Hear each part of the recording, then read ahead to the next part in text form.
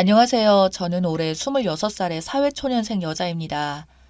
저는 약 1년 정도 만난 남자친구가 있는데요.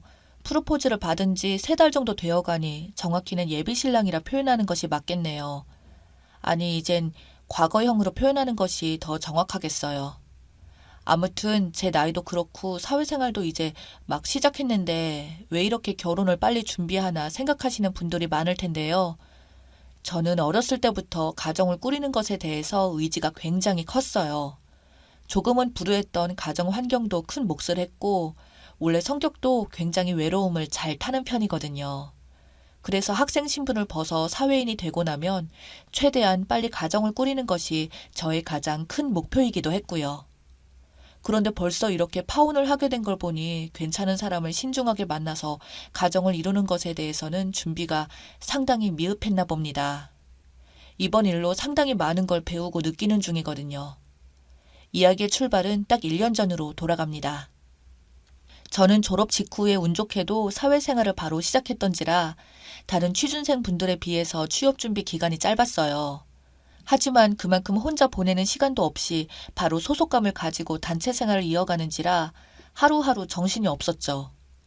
그맘때쯤 제 인생에 등장했던 예비 신랑은 저보다 나이가 6살이 많아서 이미 30대였던 그는 경제적으로도 정서적으로도 참 많은 도움을 준 사람이었어요.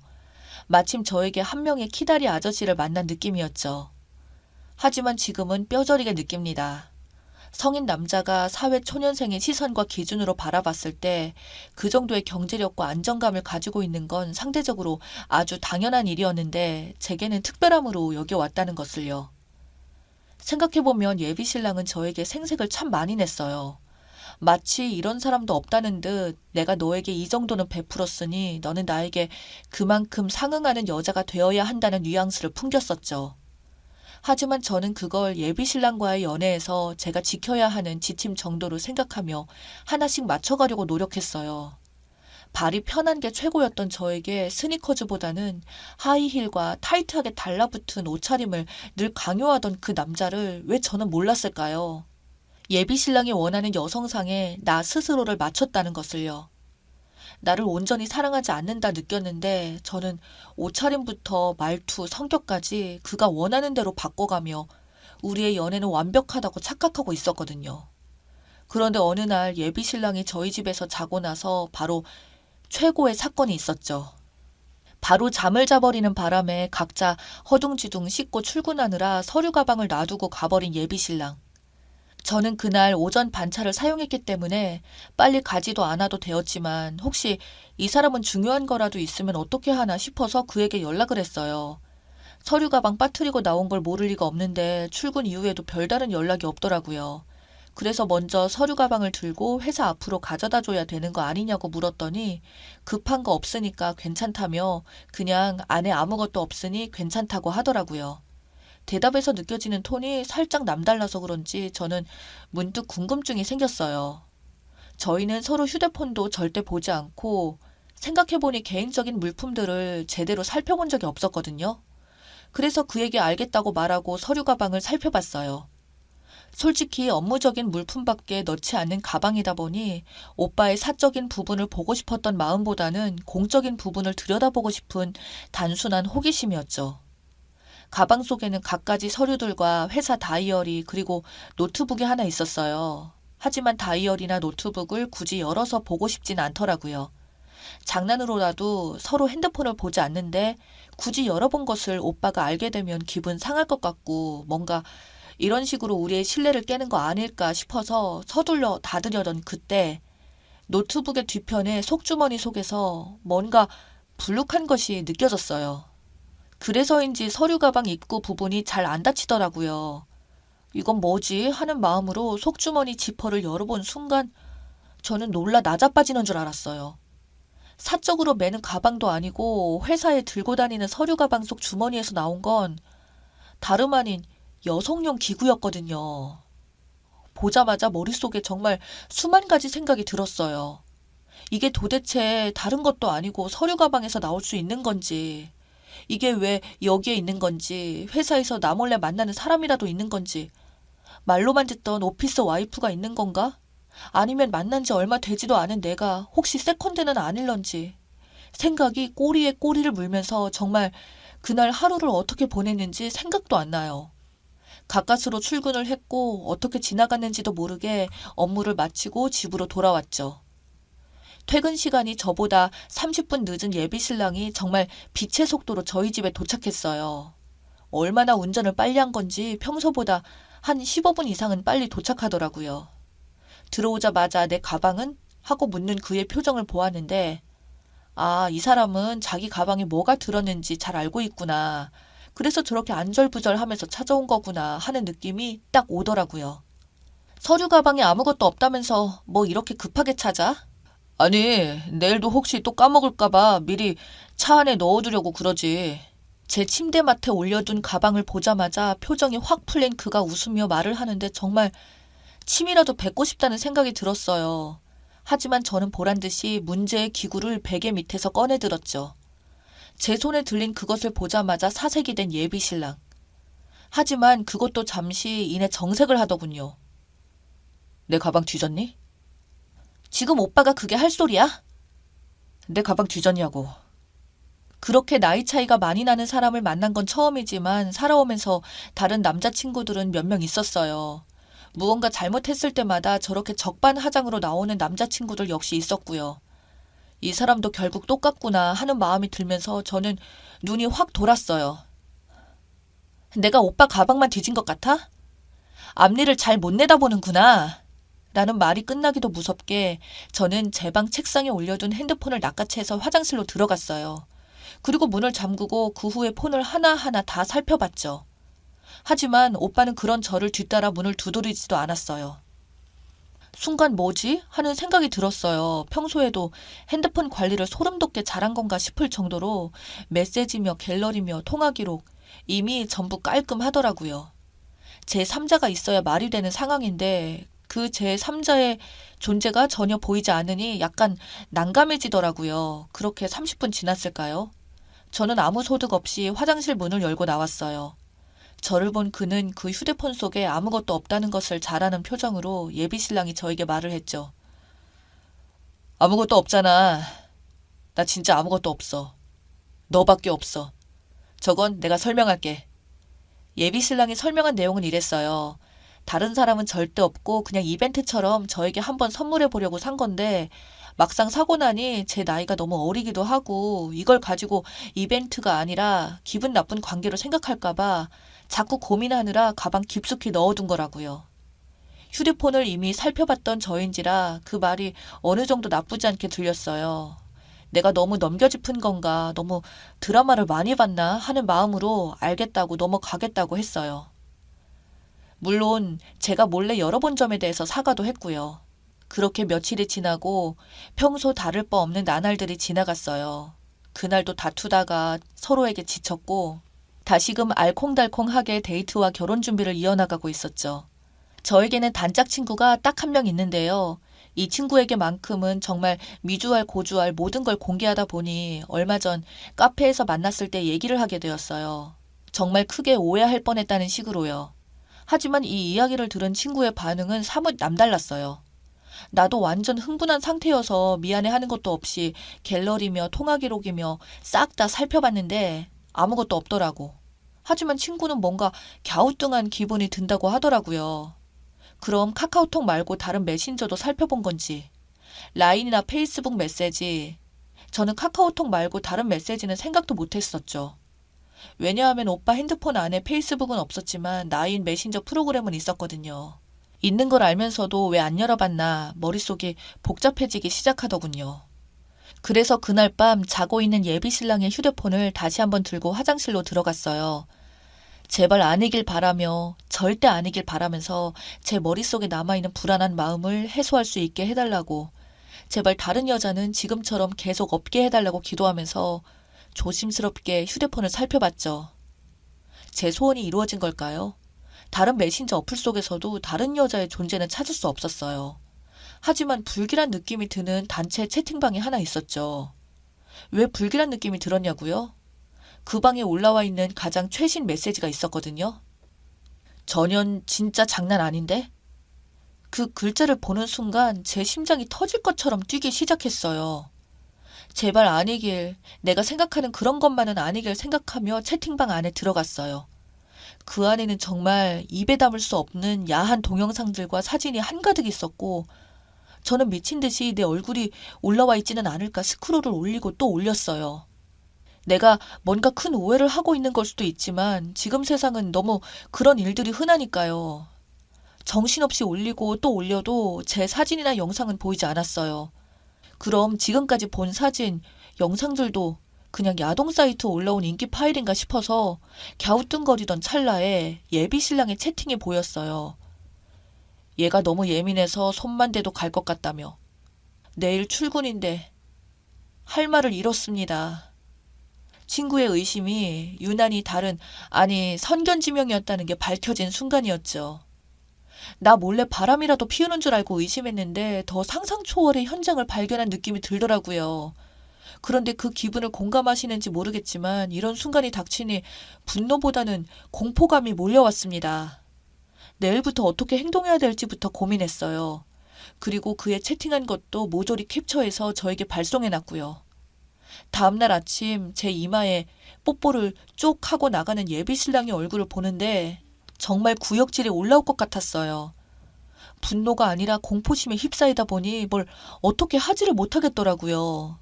그가 나가자마자 집안 곳곳을 살폈어요. 혹시 나 몰래 카메라도 설치한 건 아닌지 불안했거든요. 결국 그날 회사는 연차를 쓰고 집부터 알아보기로 했어요. 그 뒤로는 어떻게 되었냐고요?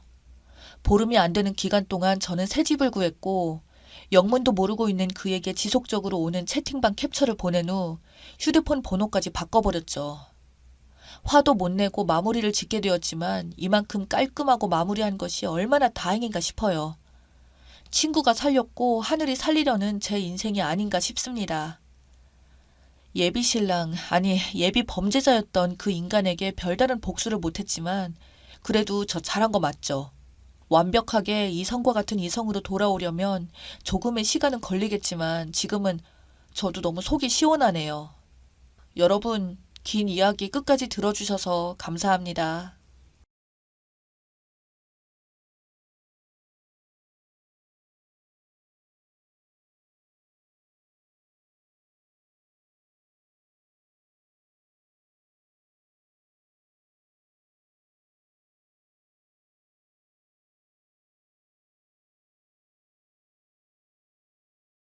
안녕하세요. 저는 30대 중반 남자입니다. 저는 1년 전까지 사귀던 사람이 있었습니다. 얼굴은 그렇게 예쁜 편은 아니었는데 책임감이 강하고 신중했습니다. 한눈에 반하거나 그런 건 아닌데 대화를 하다 보니 대화가 잘 통했고 금방 친해지게 되었습니다. 누가 먼저라고 할 것도 없이 사귀게 되었고 대화하는데 시간 가는 줄 모르고 대화를 할 정도로 대화가 잘 통했습니다. 한동안은 말이죠. 하지만 전 그런 전 여친과 헤어진 뒤로 지금 다른 사람을 선뜻 만나지를 못하고 있습니다. 사람을 믿을 수가 없네요. 너무 무서워서요.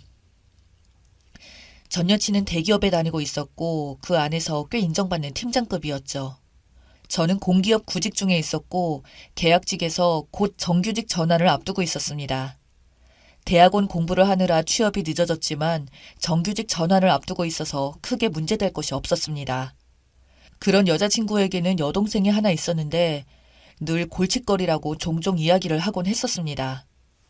엄마 말을 잘 안 듣는다고요. 엄마 말 잘 안 듣고 제멋대로라고 그래서 문제라고 하더라고요. 제가 듣기로는 별 문제 없는 그냥 평범한 사람 같았는데 집안에 골칫거리라고 가족들이 모두 여동생 때문에 스트레스를 받는다고 말을 자주 했었습니다. 지금 생각해보면 모든 것을 엄마가 결정하고 그대로 해야만 하는 것인데 여동생은 그렇지 않아서 마음에 들지 않았던 것 같습니다.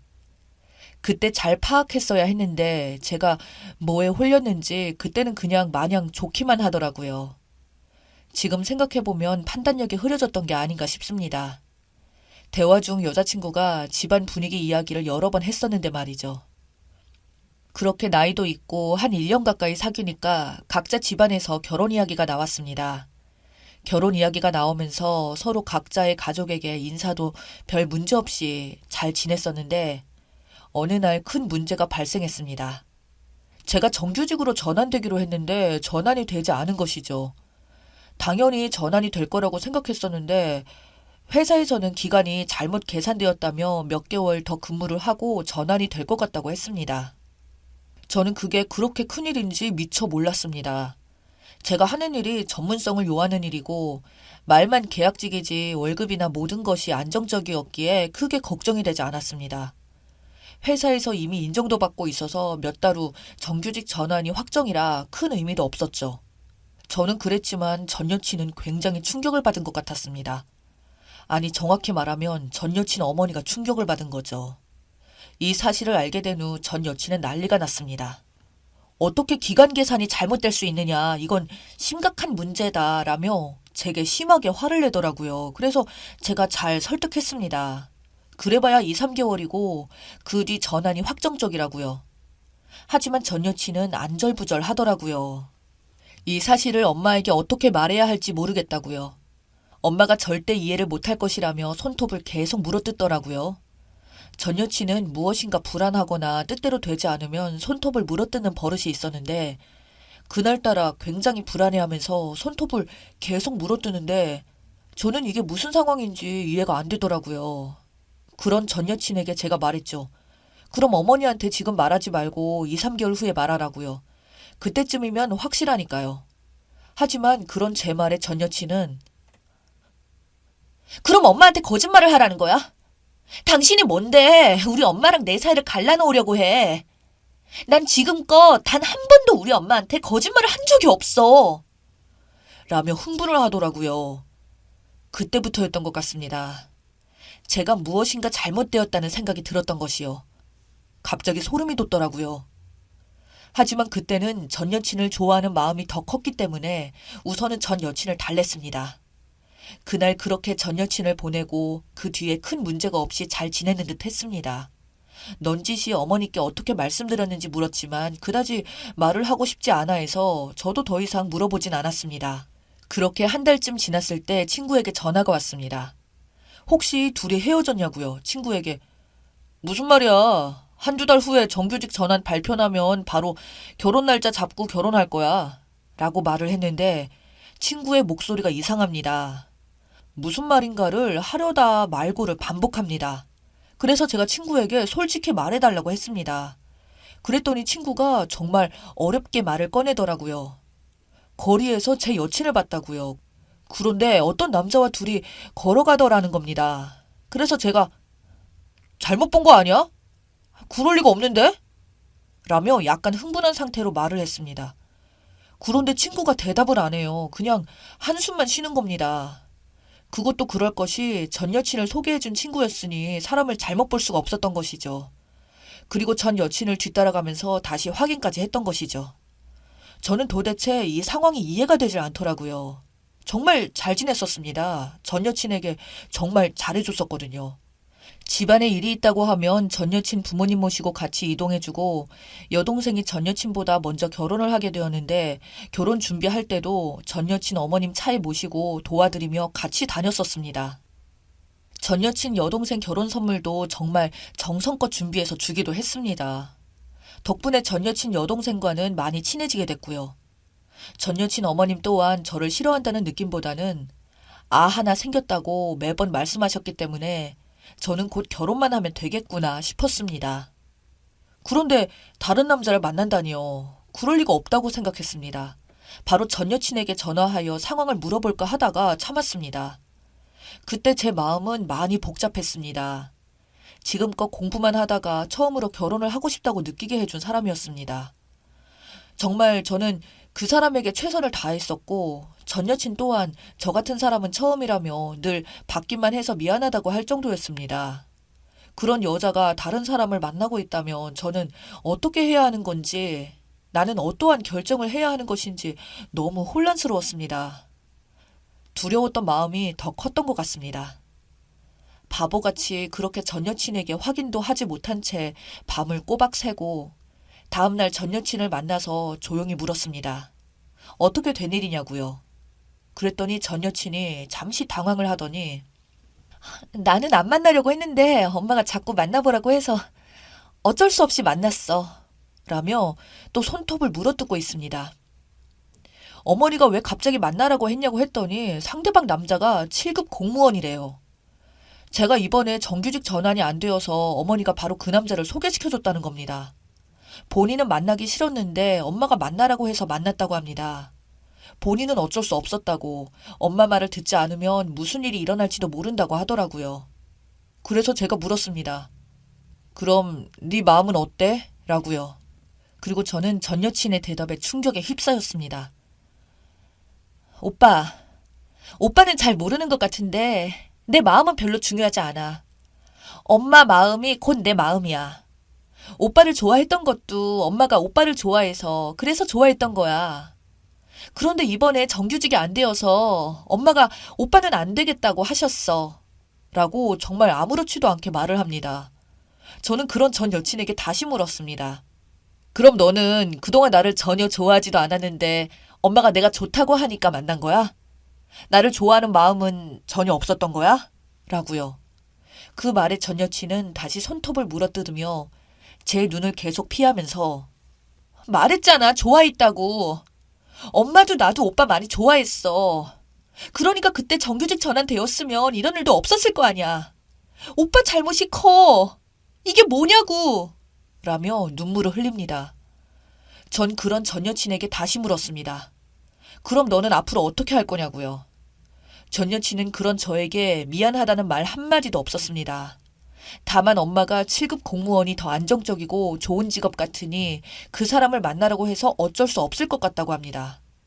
저는 정말 기가 막혔지만 그쯤에서 이미 전 여친에게 정이 뚝 떨어진 것 같아요.